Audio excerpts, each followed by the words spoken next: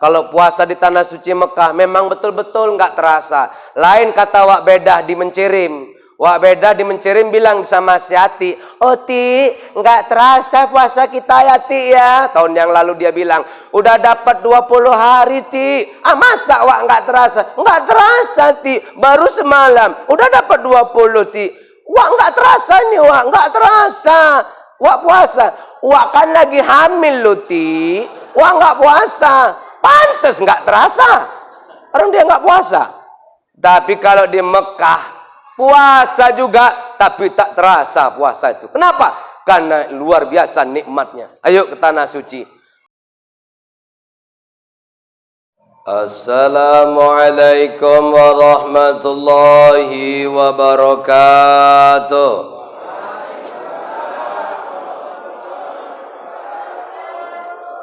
Hamdan wa syukran lillah. Salatan wa salaman ala rasulillah. Allahumma salli ala sayyidina wa mawala. La hawla wa la quwwata illa billah. Wa qala Allah ta'ala fil Qur'anil Karim, a'udzu billahi minasy syaithanir rajim. Bismillahirrahmanirrahim.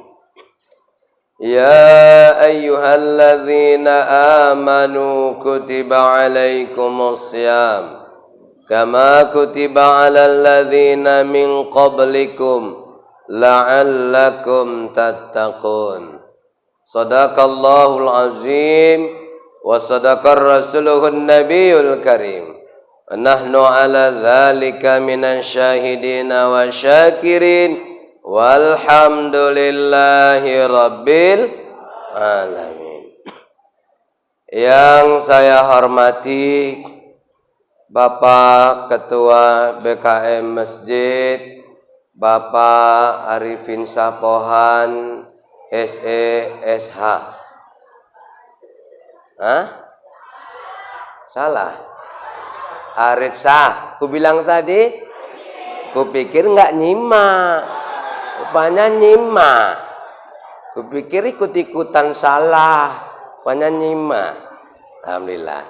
Semoga Bapak Arif Sapohan dan juga seluruh keluarga sehat-sehat dalam lindungan Allah.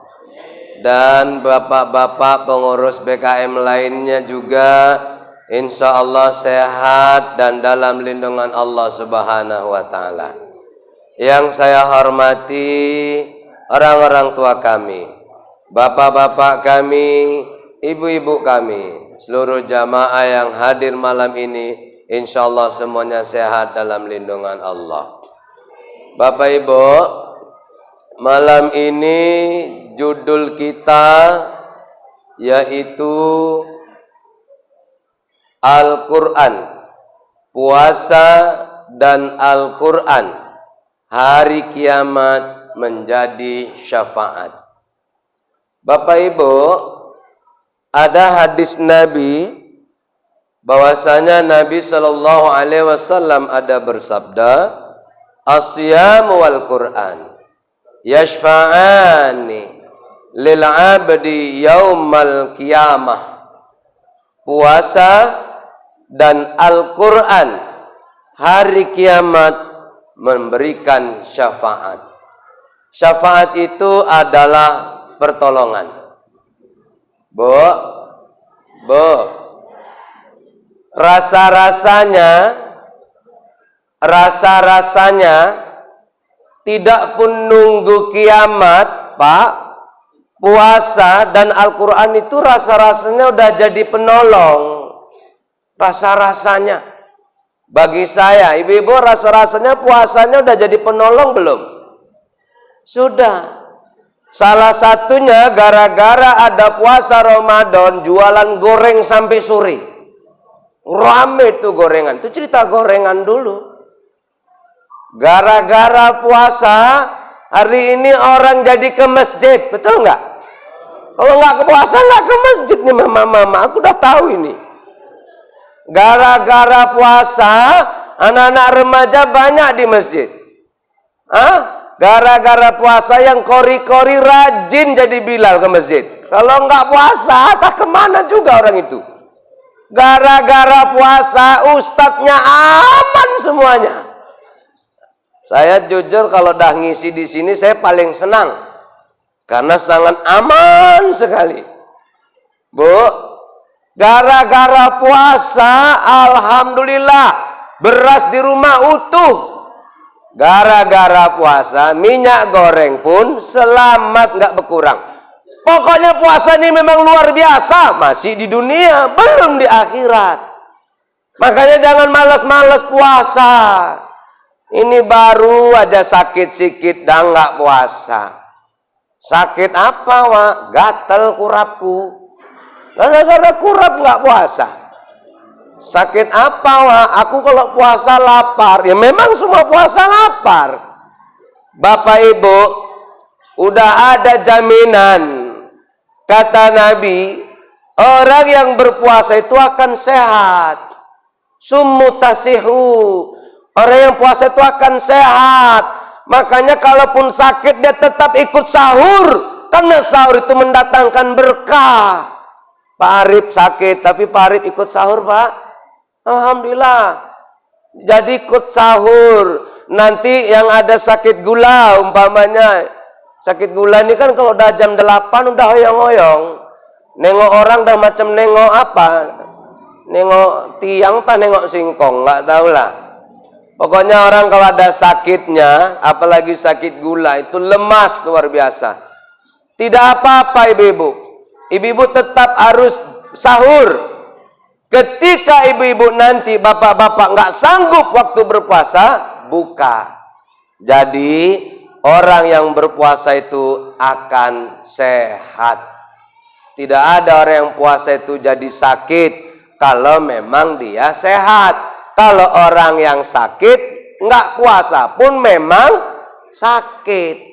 Tapi ketika dia jam 8 sudah buka, dari jam 5, 6, 7, 8, udah diobati oleh Allah lewat puasanya. Jadi puasa, jangan nggak puasa. Di dunia orang yang puasa akan sehat, di akhirat dapat syafaat.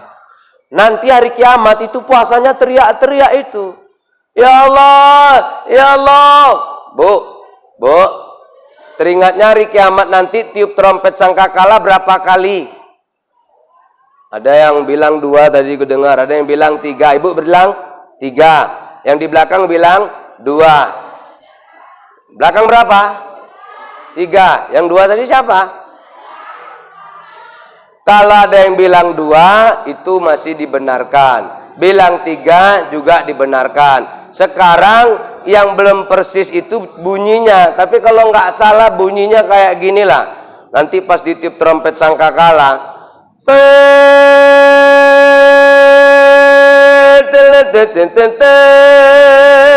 Gitulah ceceknya. Begitu ditiup trompet sangkakala, semuanya hancur. Hancur. Gunung-gunung macam kapas yang dihambur-hamburkan. Gunung. Apalagi kita yang hari ini luar biasa lemahnya, bangkit sujud aja kepayahan. Ku tengok tadi ada yang bangkit sujud payah ya Bu ya. Pas sholat sunat ada yang ku tengok bangkit sujud bukan kepalanya, mantan kena pula imam tarawih macam aku. Aku tadi cepat apa lambat? Cepat apa lambat? Sebetulnya aku ada 3 pilihan loh.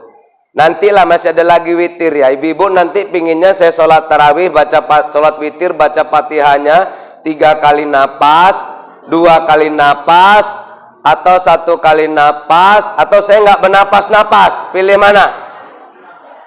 Pilih? Nggak bernapas? Nah, ibu adalah.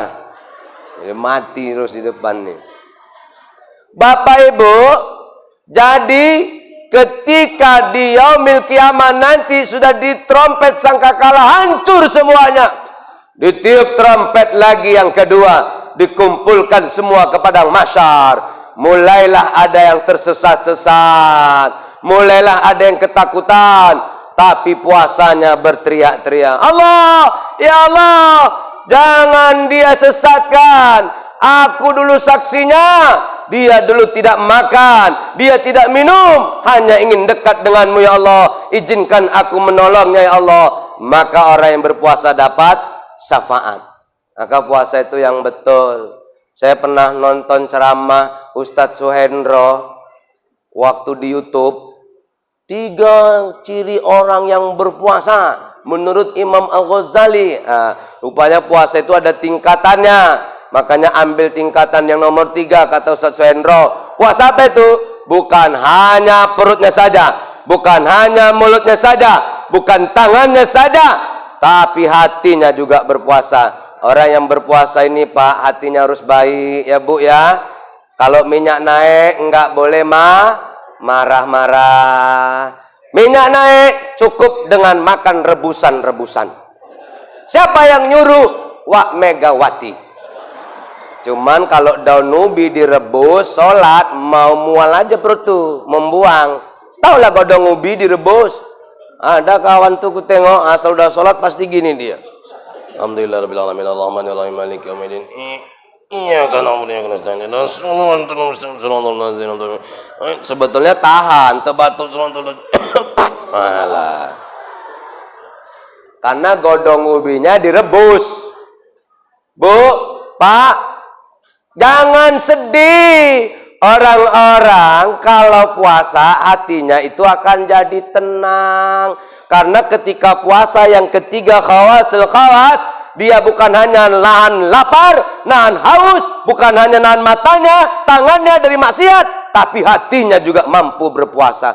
Ketika nggak ada beras, kata Wak Ma'ruf Amin, cukup makan pisang 2 saja.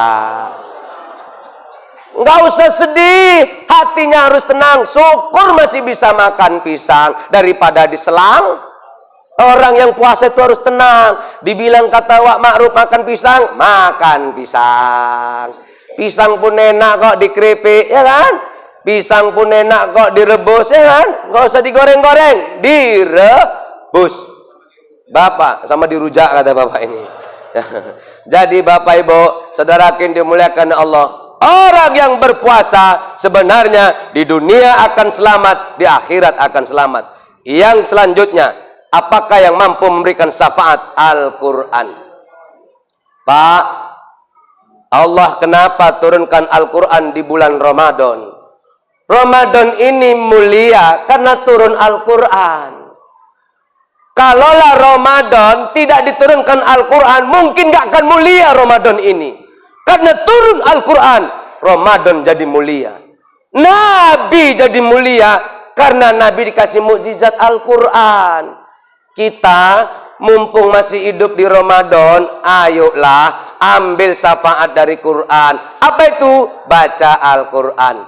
Kata Nabi, orang yang baca Al-Quran dan orang yang mengajarkan Al-Quran, dia adalah sebaik-baik manusia. Bapak Ibu, haraplah Ramadan ini rajinlah kita baca Quran. Jujur, Quran sebelum kiamat aku yakin dah ngasih penolong. Contoh Qori tadi. Qori tadi ini diuji Allah. Suaranya enak. Diuji Allah. Bagaimana ketika kau diuji depan orang banyak? Sanggup nggak kau? Sanggup. Rupanya dia masih terus membaca. Sebetulnya dia mau lari. Tapi kayak mana kalau lari? Makanya kita ini sekalipun kita pintar, tetap etika akhlak itu kita jaga. Sekali lagi, maka tadi saya ingatkan, hari ini banyak orang pintar, hari ini banyak orang yang pandai di luar sana, tapi orang berakhlak itu sedikit. Maka saudara yang dimuliakan Allah, nggak bisa hari ini kita cuman Al-Quran, Al-Quran. Terus Quran mau kau jadikan apa? Mau kau jadikan Tuhan? Nggak boleh. Silakan kau baca Quran, silakan kau cinta Al-Quran, tapi kau nggak boleh pertuhankan Al-Quran. Ketika kau pintar baca Al-Quran, kau harus tetap juga kau jaga akhlakmu yang baik. Kenapa? Hanya gara-gara akhlak harus dihadirkan Nabi. Maka Bapak Ibu Saudara yang dimuliakan Allah, hari ini apa nggak bangga kita punya anak macam beliau nih, pandai ngaji, suaranya enak, udah manis, Ganteng sempurna lah. Kalau aku memang manis saja, gantengnya nggak ada. Aku memang manis. Orang manis itu dipandang nggak bosan. Orang ganteng bosan. Jujur ibu, aku ganteng apa manis? Nah, ini udah macam nggak suka sama aku. Akhlaknya udah nggak betul itu. Bapak ibu saudaraku, orang yang baca Al-Quran jangan nunggu di akhirat, di dunia pun udah dikasih syafaat. Susanto hari ini bisa berangkat ke Tanah Suci 3 kali. Modal apa? Modal Al-Quran. Ngajar-ngajar ngaji, ceramah yang disampaikan juga Al-Quran, ngajar sekolah juga yang disampaikan isi kandungan Al-Quran. Akhirnya Allah berangkatkan ke Tanah Suci. Yang ketiga sama Pak Arif, waktu itu sama keluarganya. Alhamdulillah, waktu itu juga bahagia. Bisa ngaji sama-sama di sana, bisa baca Al-Quran di sana. Kenapa? Benar, Quran itu jadi penolong. Belum di akhirat, di dunia sudah dapat yang ditolong. Siapa lagi? Ada qari internasional, Haji Darwin Hasibuan, sahabat saya. Jarang di rumah. Pokoknya dia keluar kota, bahkan keluar angkasa pun dia. Naik pesawat terus.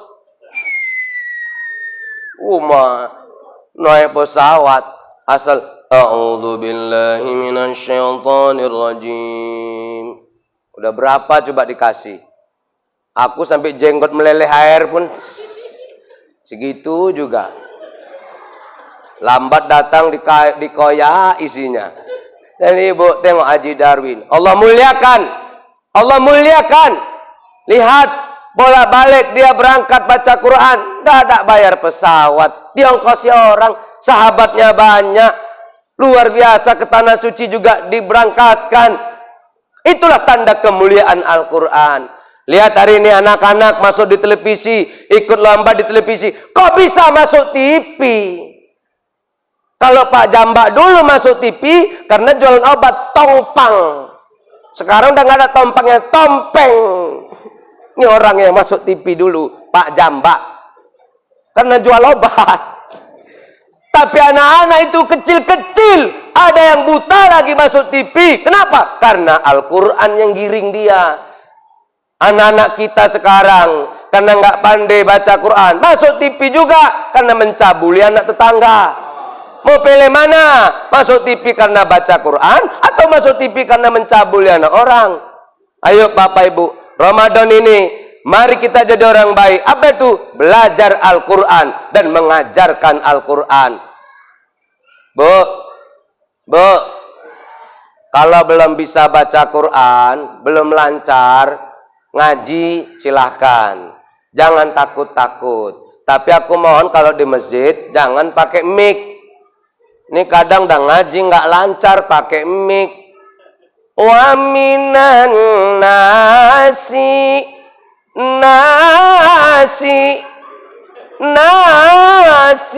sebelah ngantar nasi goreng. Nah makau nih rupanya karena ngomong nasi aja Ustadz. Jadi kalau orang yang baca Quran itu dapat syafaat, dapat pertolongan.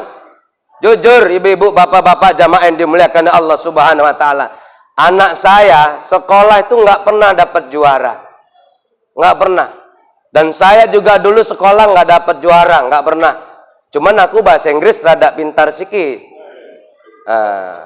Bapak, Pak Arif pandai. Bapak kan pengacara, bahasa Arif harus bahasa Inggris harus bagus. Saya bahasa Inggris luar biasa. Apa payahnya bahasa Inggris? Pintu, door. Ketok pintu, gedor-gedor. Apa payah? Buku jatuh, gedebuk. Gampang bahasa Inggris. Apalagi film habis, the end. Kelapa muda, the gun. Apa? Ada kelapa nanti Pak? Nggak ada. Nah, itu ada kelapa sama pisang. Bapak Ibu jamaah yang dimuliakan Allah Subhanahu wa taala, ketika anak saya tidak dapat juara sekolah, saya nggak pala rugi, saya nggak pala nyesal. Tapi ketika anak saya kalah lomba baca Quran, baru saya sedih. Kenapa? Karena setiap dia baca Quran, dia jarang kalah. Asal ajan dia menang, asal ngaji dia menang. Ya mirip ayahnya lah, Bu. Mirip ayahnya ya. Manisnya pun nggak buang. Ya, kalau malasnya baru mirip. Ku bilang istriku ya, enak aja istriku dibilang malas. Istriku itu wanita yang masuk surga. Karena kata Nabi, saya pernah baca hadisnya, yang masuk surga adalah yang berat timbangannya. Nah, di istri saya tuh kalau ditimbang berat, insya Allah masuk surga. Maksudnya pahalanya Pak, pahalanya. Hati-hati dia nonton youtubernya habis kita dibantainya. Bapak Ibu jamaah yang dimuliakan Allah Subhanahu Wa Taala, ayo Ramadan dibaca Quran. Jangan cepat-cepat pulang, Ustadz. Katanya kalau salah berdosa, makanya aku nggak mau baca Quran. Dengar. Orang yang salah baca Quran pun dapat pahala. Apalagi benarnya. Salah orang baca Quran dapat pahala. Yang penting niatnya belajar. Kalau niatnya nggak belajar, sok-sok paten yang ku bilang tadi, berdosa lagi. Walaupun pintar. Kenapa? Kalau niatnya nggak betul, niatnya cuma hanya untuk lomba aja baca Quran. Nggak pernah diamalkan, nggak pernah diajarkan ke orang, itu malah nggak betul. Apa nggak pernah kita baca kitab kitab Fadilah Amal? Ada orang nggak jadi masuk surga hanya gara-gara bangga kali dia baca Qurannya, dikeluarkan dari surga. Rupanya dia mau masuk surga karena dia beralasan, aku dulu kepingin disadikan sebagai qori. Udah dapat kau qori? Udah, dikeluarkan. Karena kau udah jadi qori. Niat kau baca Quran bukan untuk beramal kepada Allah. Jadi baca Quran walaupun kita terbatah-batah, tapi ikhlas niatnya, itu nilainya luar biasa. Ya Bu ya. Semakin banyak huruf yang dibaca, makin banyak pahalanya. Satu huruf dia baca adalah satu hasanah 10 kebaikan. Contohnya, dia akan belajar Bismillahirrahmanirrahim. Alif lam mim. Dzalikal kitabu la raiba fihi hudan lil muttaqin. Alladzina yu'minuna bil disambung kawannya bila kamu enggak apa-apa walaupun kau bil udah berapa huruf, apalagi rajin materkan bil berapa huruf. Yang penting ikhlas, jauhi diri kita dari bangga, jauhi diri kita dari ria, ujub bangga diri aja nggak boleh, apalagi mamerkan ke orang. Ayo baca Quran. Quran itu membuat kita ke surganya Allah. Orang-orang yang dirindukan oleh surga termasuk talil Quran, orang yang suka baca Quran. Ayo semua baca Quran. Kurangi baca-baca WA itu bulan puasa. Ini sekarang mau tidur baca WA, bangun tidur baca WA. Ya kan Bu? Kalau baca Quran baru 2 baris gini mata itu. Ya Allah ngantuknya. Allah. Tapi kalau membalas WA, tahan. Malah ketawa sendiri. Sampai orang bilang, gila anak nih. Bapak Ibu jamaah, ayo. Ramadan, kita jadikan puasa untuk penolong. Ramadan, kita jadikan Al-Quran sebagai penolong. Apalagi seandainya puasa mampu ibadahnya di tanah suci Mekah. Orang yang di bulan puasa beribadah di tanah suci Mekah, pahalanya sama dengan pahala berhaji. Masya Allah. Bahagia ada sahabat kami hari ini sedang berangkat di tanah suci melakukan ibadah umroh. Walaupun umroh pahalanya sama dengan haji. Enak puasa di tanah suci. Kapan-kapan ada niat nanti kita berangkat tanah suci. Ustadz, berapa harga sekarang? Harga sekarang belum bisa ditentukan. Tapi kita lihat udah turun terus.